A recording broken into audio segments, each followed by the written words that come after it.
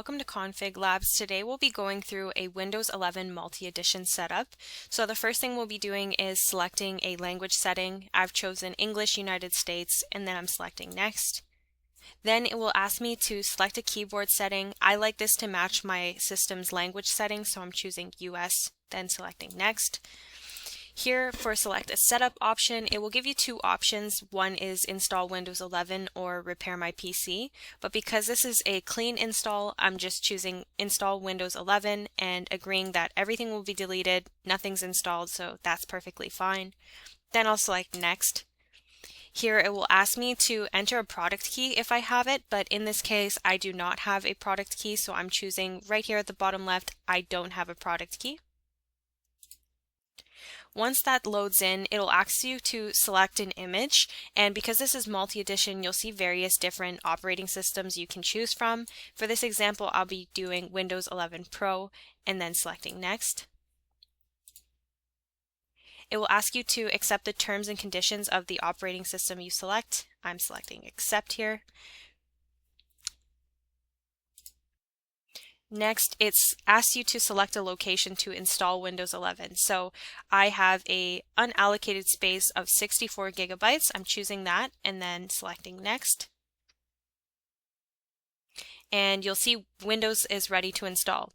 So it will say what you've chosen. So I'm installing Windows 11 Pro and I'm keeping nothing. Looks good.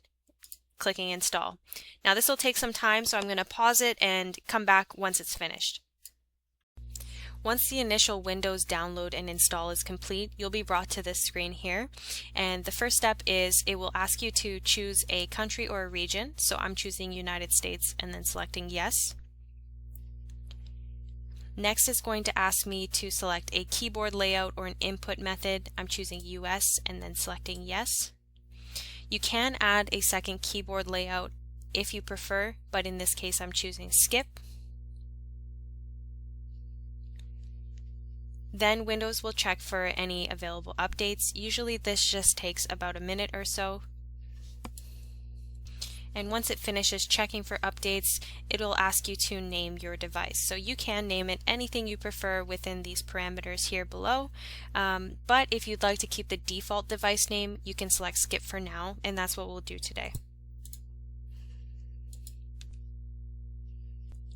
Now it's time to set up the device with a user profile. So you have two options. One would be for personal use, where you would sign into a personal Microsoft account and create a user account that way.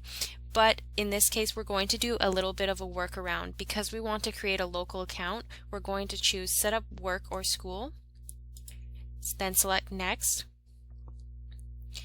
It will still ask me to sign in, but the trick is to select Sign In Options and then Domain Join instead. This allows you to create a local account. This account would be an administrator on the device, and you can name it here in the box.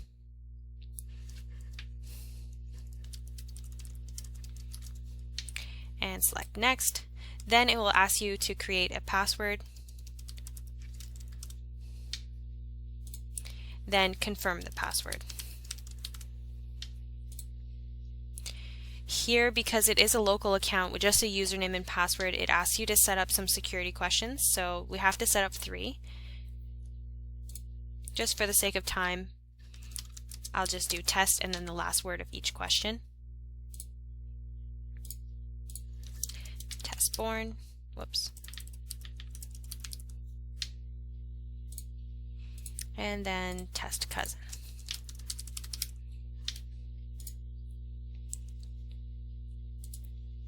Once that's created, it will ask you to choose some privacy settings for your device.